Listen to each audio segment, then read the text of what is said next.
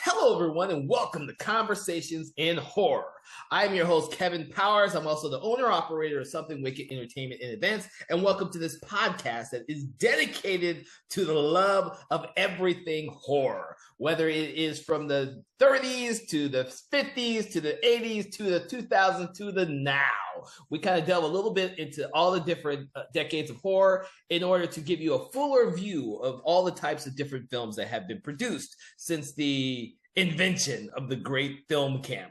So that being said, we are also delving a lot into a lot of different subgenres of films. And even though the film we're going to be talking about today is not really a foreign language film, it's still a foreign film. It's a film based from Canada. And so even though we like our Canadians, we want to acknowledge the fact that they produce films that are different than us. And the film we're talking about today, Cube, is one of those really, really good films. I won't say it.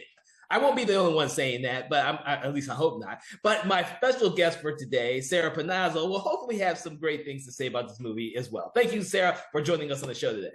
Yeah, Kevin, thanks.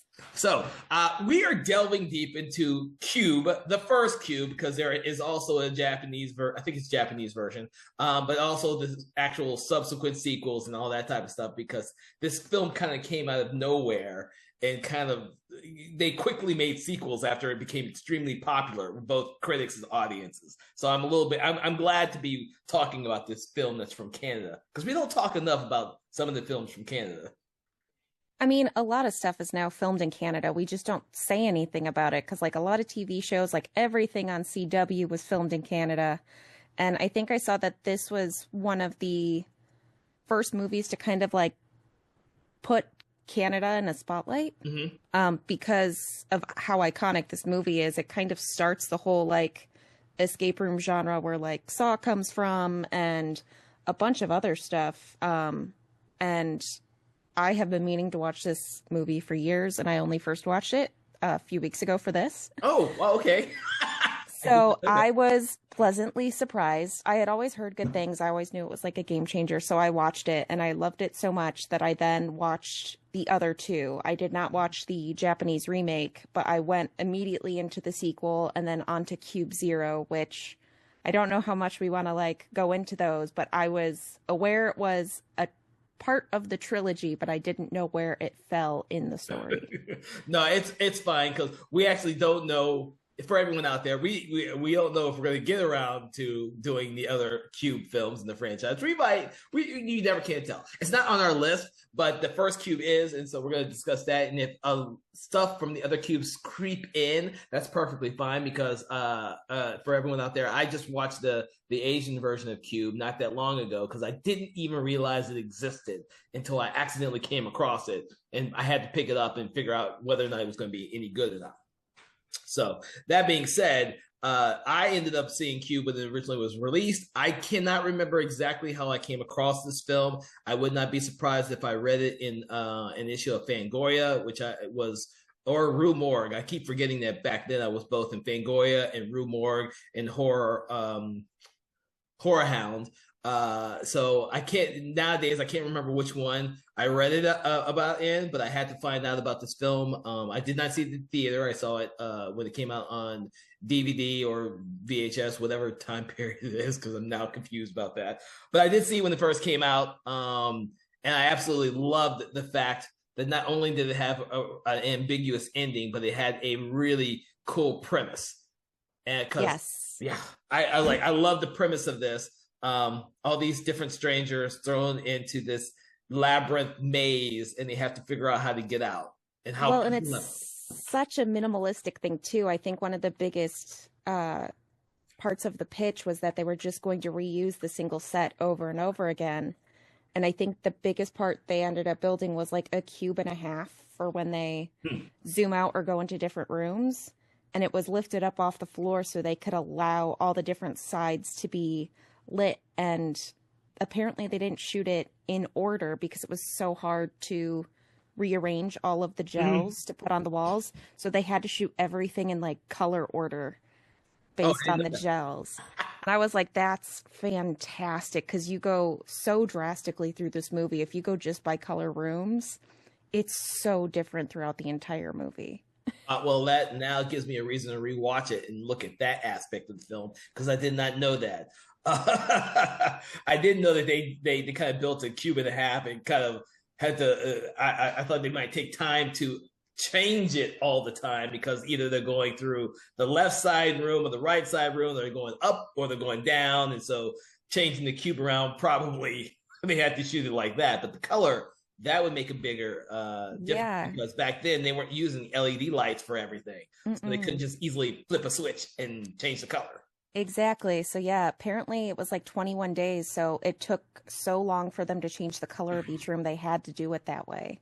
Oh, wow. So I think that's very interesting. I love that all of it takes place inside the actual cubes. We never get outside of the cube. Hmm. Nope. And when they actually do, all it is a big bright light. Yes. You don't know what happens after the big bright light, unless, of course, you watch the sequel. Yeah, which really made, oh man, I didn't know what to expect going into Cube Zero, but the ending, I was just like, oh my God, this is just heartbreaking. And now I can't watch Cube the same way again. That's why it's a good that I put distance. I actually, when I watched Cube, I saw it probably 5 or 6 times between the original release and the release of Cube Zero, and then I just never picked it up again. I'm a huge fan of Vincenzo Natali, who directed this movie, and he's such a creative fucking writer director, and still this is his most well known film that he's ever done. Yeah, because I did not know who he was when I first watched it. I have seen a bunch of his other movies or TV shows, and some of the stuff he's done is just like he was a storyboard artist for Little Bear, the kids' TV show. But yeah, like I mean, I loved Splice. I love In the Tall Grass. But yeah, I mean, he's very well known for what he does. The other co-writer on here is very big as well, and I mean, even the composer has hit it really big since this came out. Mm. Because he's done The Witch, The White House, Black Phone, and a bunch of other stuff. Oh, okay. I didn't know that. I Yeah, don't. because I listened when I was watching the movie, I was like, man, all of this sounds like copied music. Like he's trying to like copy a certain style. And then when I finally saw who it was, I was like, oh, okay, this makes a lot more sense. And I love his work. That's why I knew most of it and thought it was all familiar. What was the composer's name? Because I uh, it is Mark Corvin.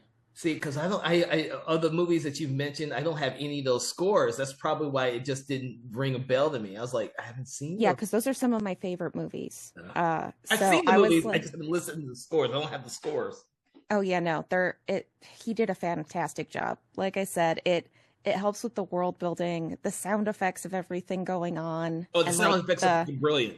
the like shuttering of the doors and the opening of the doors and everything else that went into this is just brilliant. Yeah, this is a film I would have loved to have seen at the theater and actually hear it in 5.1 surround sound so that you're hearing all of the sound effects that the people in the cube are hearing as the Hmm. cube is shifting and they don't realize that that's what they're hearing. I would. Because yeah, that was one of my first thoughts when I watched it. I was like, okay, so maybe it's like because I mean, like Cabin in the Woods copies the same kind of thing with the cubes moving, and there's a bunch of other movies that do the same thing. So I was like, okay, well maybe the cubes are moving and that's the sound. And that's kind of like the whole thing. And then they get into the mathematics of it and everything else. And it's just so brilliantly done. So I do want to add this, and we haven't even delved much into the plot, and there's probably a reason why. But the thing about the mathematics in this film is, and I've always had this reference to this. Every time I watch this movie and I think about the whole mathematics concept, the first movie that comes to mind is Pi. If you've seen Pi, I just think about that every time. And Pi, I absolutely freaking love. I love Pi. Every time I watch that movie, I find something new that I didn't realize before. It makes you think. And that's what this movie does for me. It makes me think. I put that up there with Pi because those are two movies that I can rewatch and rewatch. And I seem to learn something new every time. But the idea of adding mathematics into it is also a brilliant concept that doesn't get used enough, in my opinion. Well, and the fact that they had an actual math consultant on the movie is genius. There's a couple of articles with the guy about how he did that and like the drawings they did to get everything kind of ironed out. But the guy's got a PhD in mathematics. Mm. And he was published like 40 something times for like just crazy, brilliant, different things that I was like, holy shit, I didn't even know this could be a real thing. And all of a sudden you're using it for a horror movie. Like, it's genius. Math is the universal language of the universe. And horror films, that obviously. So, just a brief plot, because it is a brief plot. You learn a lot about the stuff as the film goes on. But for those of you who have never seen Cube, essentially these group of people who don't know each other and don't remember how they got there are find themselves in this cube. Every doorway to each side of the cube leads to another cube, but each of those additional cubes may or may not have a trap in. Very similar to something that might be seen in Saw. So every time you step in the cube, you don't know if you're going to live, you're going to die. And that's what makes it compelling. And that's when they start adding in the stuff about mathematics, and you have to be aware of your background and your foreground. And as these people they first start to work together, but as the pressure and time draws on, the cracks between all the characters start to show. They start revealing secrets and individualities between them that kind of leads some of them to no longer want to work together, but to actually work against each other. And so some of those people who feel guilt actually end up working together at some point. And I like that contrast in the film. All the characters are different. All the characters have a different reason for being stuck in the cube. They have a purpose. They just haven't realized what it is yet. And as the characters realize that, the audience realizes it. And that's what makes it interesting. I think that's what I like the most out of why I like this one the most out of the three, is because it's very ambiguous as to why these people are in here. They never really explain it. It's like a whole thing that they talk about over and over again about like, was it a government thing? Is it aliens? Is this a sick game played by rich people? And there's nothing that ties them together. There's the one guy who says how he worked on it, but nobody else has any other influence on the actual cube, whereas the other movies, the people are activists or actively working against the company who made the cube. So there's a reason why they're in there, whereas this, it could have happened to anybody, good, bad, whatever. Yeah, I think that's where I see my Saw parallels, because with the first Saw, you don't really get an idea of why these people are there, because they haven't established who Tobin Bell's character is in the first film as much. But as those films went along, they tried to give you a reason why all the people are in that situation. And they tried to explain too much as they expanded the story. And I think that's what happened with this as well. With the sequels, they tried to give a reason for why the first film existed. Sometimes that ruins the ambiguity and the mystique of the original. I saw that in the Platform 2. The Platform 2 is not nearly as interesting as the first one because they try to explain too much shit. It gets a little bit more political in the second one. I see that as sometimes that's a problem with sequels who think that they have to explain more shit. Yeah, and I feel like that's what happened with Cube 2, because they went like full sci-fi and they tried so hard and everybody had something to do with the thing there and everything. And I was just like, this is too much. It's jumped the shark already. And it's just a lot. There's like parallel universes and changes of gravity, and it gets to be a lot. And then I really liked Cube Zero because it goes back to the basics of the first one. It explains a little bit more without fully telling you everything. But you get to see the inner workings of it. I like seeing the like behind the scenes of how everything runs. And like I said, it just makes the ending of the first one that much sadder because you know what's going to happen. Well, I guess I will have to go back and watch the sequels. I do have to make mention of most of the actors in this film were completely unrecognizable to me when I saw it originally. But of course, Nicole Duboye, how do you pronounce her last name? I have no idea. Well, Nicole obviously went off to go do Star Trek Deep Space Nine. Yeah, I mean, almost everybody in this went off to do other things, whether they went Hey, off to write and direct or they're uh, like acting in everything, as like side characters in TV shows and stuff like okay. that. See, I gotta watch more TV. Everyone out there, I don't watch enough TV, I guess. I just happen to know she was in there since I watched Star Trek TV. I didn't recognize any of Yeah, the because the first actors. person, Huh? but yeah, the first person Alderson who dies, I know him really well from like everything on CW. He's been like Death and a bunch of other like dark characters. He always ends up playing like the Grim Reaper or something. Um, who was it? David Hewlett ended up went and did like a ton of stuff that he is known for. And I That's mean, it's funny because all of them end up crossing paths.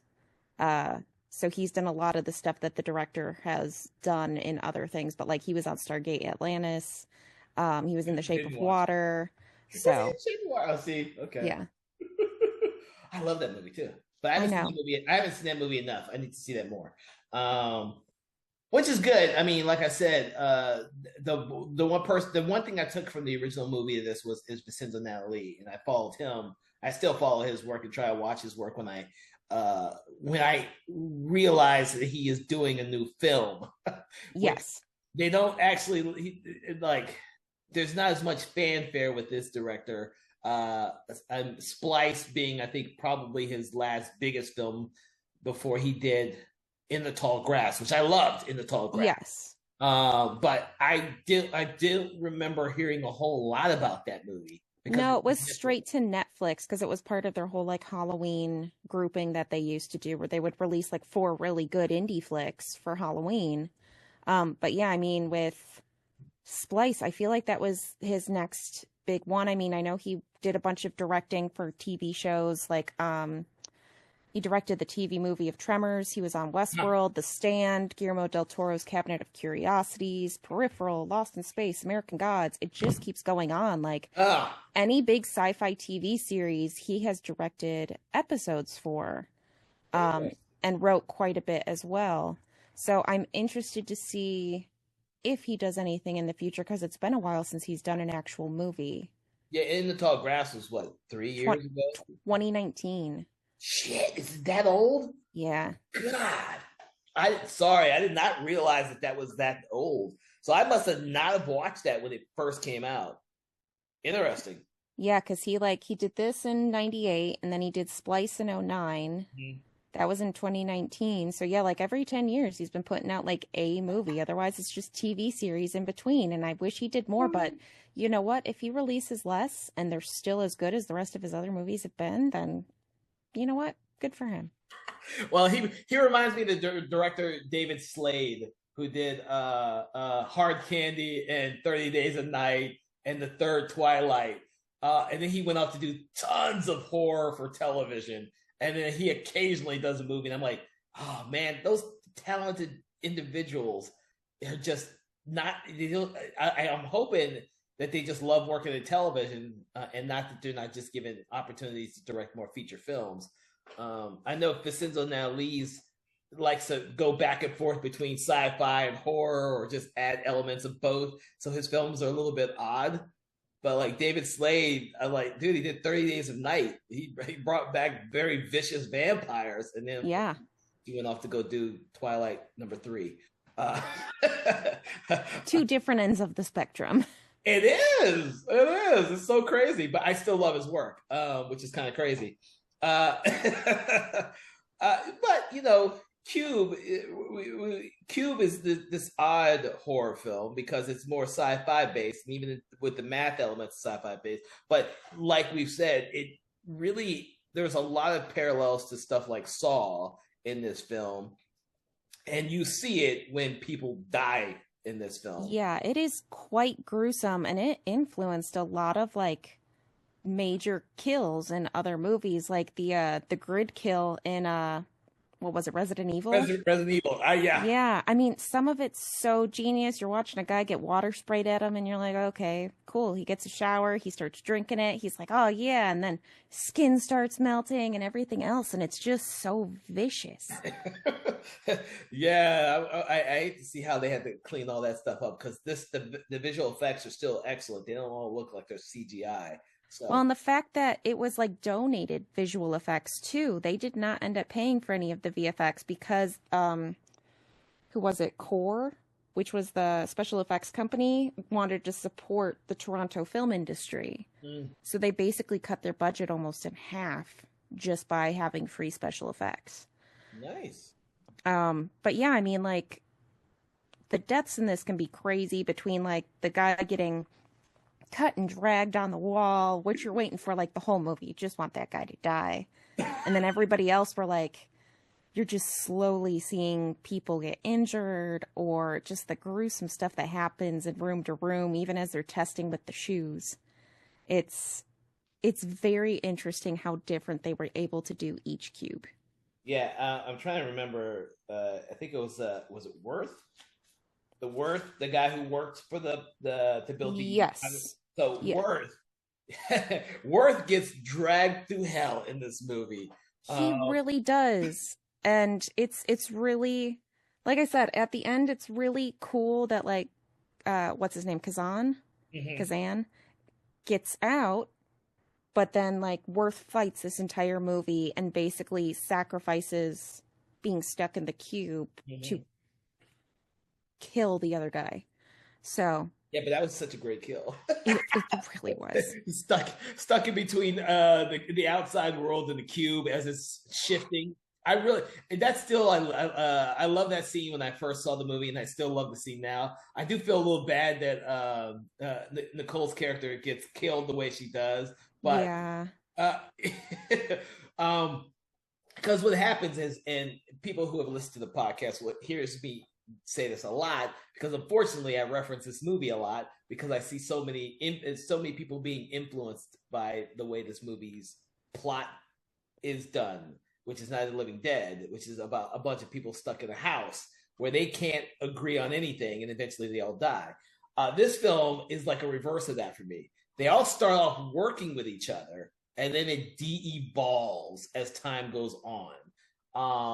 It's And very much like which one was it? Saw 2, where they had all the people in the house, and if they would have worked together, oh they would yeah, have yeah. escaped. And it's like, okay, so this is obviously where it gets together because like this first one, they literally put the people in there so they can understand and try to escape. Mhm. Like they leave in Levin her glasses so she can read the numbers and everything else. And it's like, okay, so this works so well. Like there's the medic, there's the pusher, there's everything so that they can keep going. Yeah. Um, but yeah, the later ones kind of fall away from that, which is like I said, they try and make it a little more specific as to why they're there, which is now it's like, okay, it's a team building exercise, except you're gonna die. Oh, well, it could be like Severance, team building. Yeah. um, but I think, and I don't recall if Vincenzo Nelli had anything to do with the sequels either. Um, I don't think so. so I think this is like another one of those franchises where the original creators end up selling the movie, and I hate when this happens. They sell the movie, not realizing it's going to be a huge hit. Then the studio who owns it decides to just do their own sequels to make more money, and then the original creative people have nothing to say or do with the rest of the movies. I mean, that's unfortunate. And I know. I remember when Cube 2 came out, it got bad reviews. It got bad reviews. I didn't think it was all that bad. I thought it was entertaining, but it just wasn't like the first movie. I'm like you, as I enjoyed Cube Zero a lot more than I did Hyper. Yes. And then, like I said, for the longest time, I'd watched the first Cube a lot, and then after the third movie, I was kind of, oh man.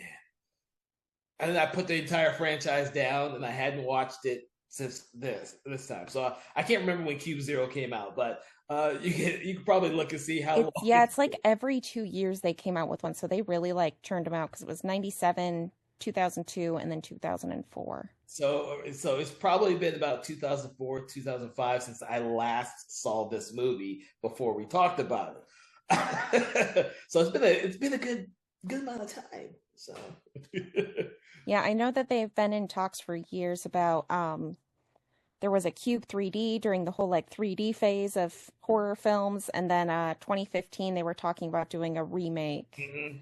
which I was like, I don't know why you would need a remake. An extension of the universe and having another one where you have a bunch of people in there, cool, but I don't want a remake. Like, it's Well, the great. problem with doing a remake, and for anyone who's seen the Asian version, the because that I don't think it ever got I don't think that one got a theatrical release here. I think it just went straight to I think so, yeah. but it probably played really well at the theaters overseas. But Hmm. you try and do a remake of Cube, and you already know how the trick of the whole damn thing. Yeah. So trying to come up with a whole new trick in order to make the whole film compelling is going to be hard. It's kind of like trying to redo Usual Suspects. We know the trick now. Why would you Yeah. do a remake of Usual Suspects? We know what you have to try really hard to dupe the audience into knowing who is Kaiser Sose and what the cube is. We already know what the cube is. Well, Well, and see, that's what I think they tried to do with the second one is they tried to make it more, and it ended up just kind of ruining it. Whereas Cube Zero extended it just enough that left us curious and we could see what was going on. So I'd be interested to see more of what the cube can do. Otherwise, I was fully expecting at some point them to like escape and to end up in another cube, and there's just multiple giant cubes with all the little cubes inside. I was like, this would be terrifying. that does remind me of some movie that I've seen. I can't think of it offhand, but yeah, those films that try to think of quantum things. So you escape one, but then it opens up a vast universe of multiple different things like that. And I can't. There's a film out there that has something to do with that. I just can't think of it right now, unfortunately. I probably should have mentioned it, everybody, because now you're probably going to be thinking about this film that I'm talking about that I can't remember to save my life. But we've talked a lot about now. Do you think this is a very effective film? So Yeah, I mean it's very effective. It was very you can see the inspiration in more modern films of like I said Saw, I mean even Escape Room. And some of the smaller influences it's had on like the end of Cabin in the Woods where you've got all the monsters in the pods. Um, but it's such a basic concept that is just brilliant, and it's brilliantly done with how little they actually have. Because like you said, there's like no food, there's no water, so like part of their outfits is like buttons, and they start sucking on the buttons to create saliva. They use their shoes to test rooms until they find out which ones are safe. I sat there the entire movie like, God, the upper body strength on some of these people trying to monkey bars and climb up into the ceiling to get through doors is unbelievable. But like, the writing might have been seen as a little weak for in the 90s because it really is like a 90s flick, but it had a lot to say about just like existential life and like, yeah. what is the meaning of this? What is the point of this? So there was a lot of heavy quoting that makes you think about life in general and how things are going. Yeah, because when they have those quiet moments where they're stuck in a single cube for a few moments, they have these conversations. All the characters have these conversations about why they're there, who put them there, what's it all mean, and each one of them ends up having different ideals of what that could be. Now, thankfully, this film never answers those questions, and that's what makes the concept so endearing. If you had never had another cube after this first one, I'm sure that this would be like a cult movie in the vein of something like John Carpenter's The Thing, where Mm-hmm. everyone years later is still trying to ask the question: Is Child a thing, or is McCready a thing at the end? Who's a thing? Is there one of them? And it's one of those questions that John Carpenter has said he's been asked this a billion times, but it's the thing that keeps you guessing. Yeah. Unfortunately, this one had sequels, so people will put everything together. But that's one of the things that I really find fascinating about this film and how effective it is, because I could have done without having to have them explain all the other aspects to it and build onto the universe. Do we really need a universe for Cube? I don't think we did. No. But studios have to find ways to extend franchises to make more money and hopefully get audiences interested. But it kind of died fast. You said they were released every 2 years. So over the course Yeah. of 6 years, poof, and they were done with until the Japanese one came out, which I can't remember when that came I out. think it was like 21 or something like that. Like it was pretty recent. Yeah.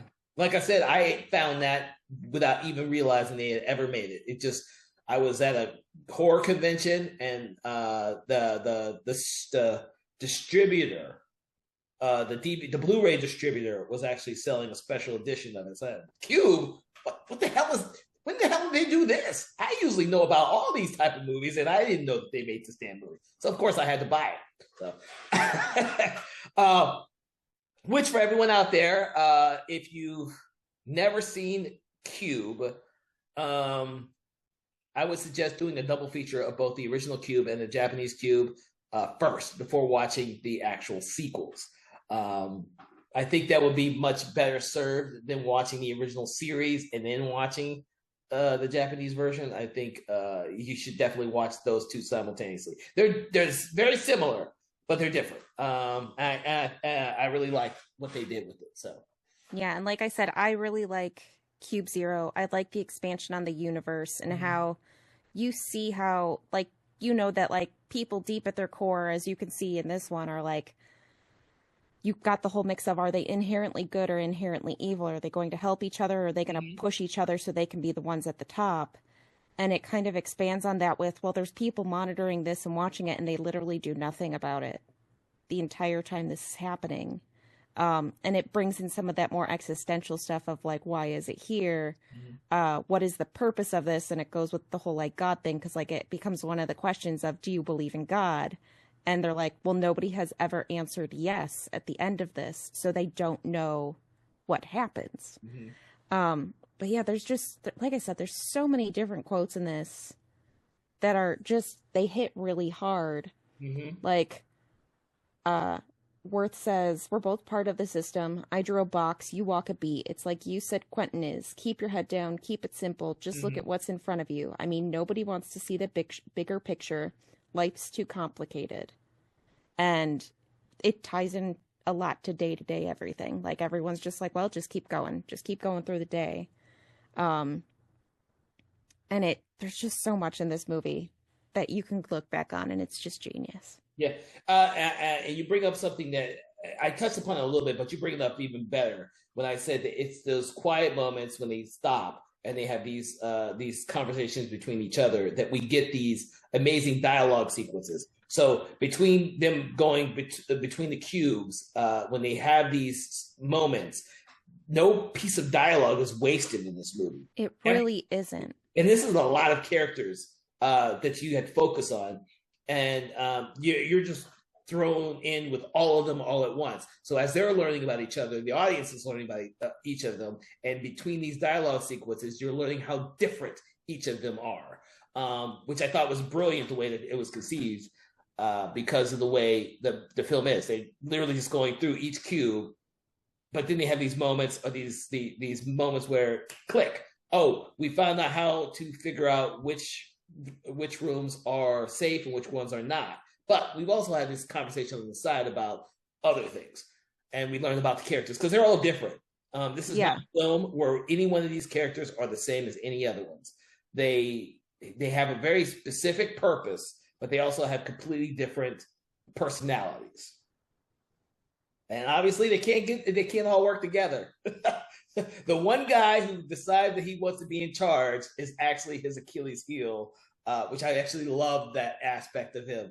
Like he starts off the movie as being the leader when no one else wants to be the leader, and by the halfway point when we introduced Kazan, and he's like he can't stand them because he's got mental issues. Oh, there's a complete shift. Yeah, and it was one of the things that, like, I sat there watching the movie and I was like, is he really who he says he is? Because he seems a lot more evil than what was initially said. And it brings up talking points later on about like, yeah, he's talked about getting back to his three kids, and it turns out that he may or may not be abusive to his three Uh-huh. kids, and his wife is actually his ex-wife, and he might not actually even see his kids. But yeah, it's another quote that has to do with that is the comment between him and Worth, where he says, "Not all of us have luxury of playing nihilists," and Worth says, "Not all of us are conceited enough to play hero." And I'm like, man, it's because it really is a two-way street.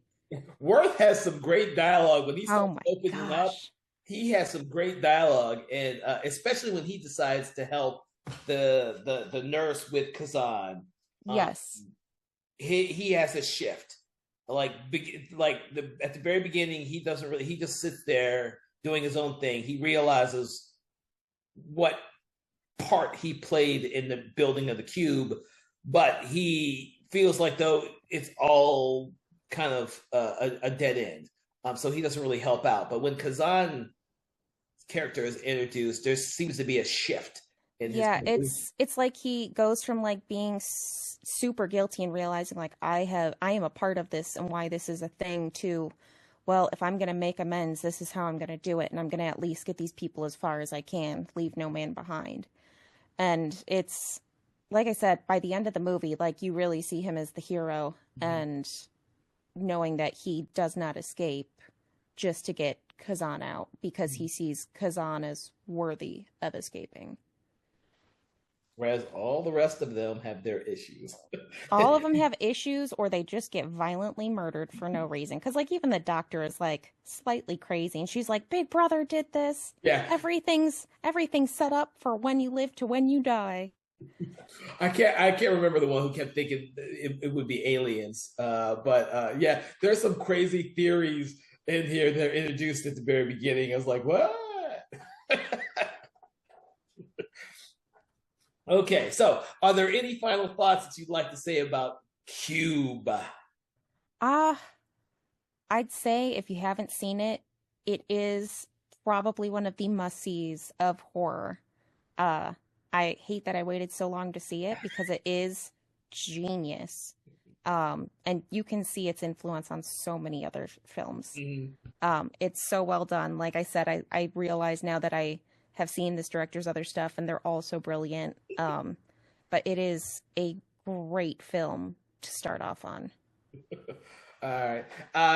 For me, I would like to just leave everyone with this, is, other than watch this version of Cube and then watch the Japanese remake before watching the sequels.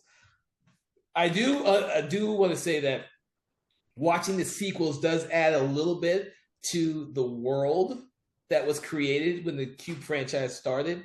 If you want to know more about the world, then you should definitely watch all three. It makes for a good, I guess, a good trilogy, a triple feature. That's what I would say. A good triple feature if you want to try that. Your head may spin a little bit by the end, but it's going to be an interesting triple feature, which I can't say for all trilogies that are out Yeah. there. I honestly cannot. I love the fact that some of these films use math as a concept because we don't see that a lot. I love the fact that this film is really a very basically made film, and it does so much with so little, which It makes really it does. bigger. It's so impressive. It's really impressive. It looks bigger than it actually is. I had to do some reading before I realized how really small the actual production was. When I Hmm. first saw it, I didn't think it was that small. You read a little bit about these movies, and it's like, wow, you get impressed by some of the stuff that they accomplished. Um, but that's what I like to say about this film because there is a cult following of this film, so there's a lot of people out there who have seen this film already. But I hope that if you haven't seen this film, that you'll take a chance with Cube, watch it, and hopefully you'll enjoy it. It's it may not be as heady as Pie, it may not drive you nuts like Pie, but it's still a really great movie to enjoy, whether you're a horror fan or not. Actually, I think anyone can really enjoy this film. So. Hmm. With that, I want to thank you, Panazzo, for joining us on Conversations in Horror. For everyone else out there, you can watch or listen to a new episode of the podcast every Wednesday at 8 a.m. We love to have you. There's going to be a new film that we touch upon every Wednesday. We've done lots of previous films, so make sure to check out previous episodes. Make sure to like, subscribe, do that thing you do with your favorite podcast, as we have plenty of episodes coming up in the future. From everyone here at Something Wicked Entertainment, have a good day. Conversations in Horror is a Broken Lighthouse Pictures production, written, produced, and directed by Kevin L. Powers, executive producer Kelly A. Inoka. All contents and material from this episode of Conversations in Horror is copyright 2025 Broken Lighthouse Pictures.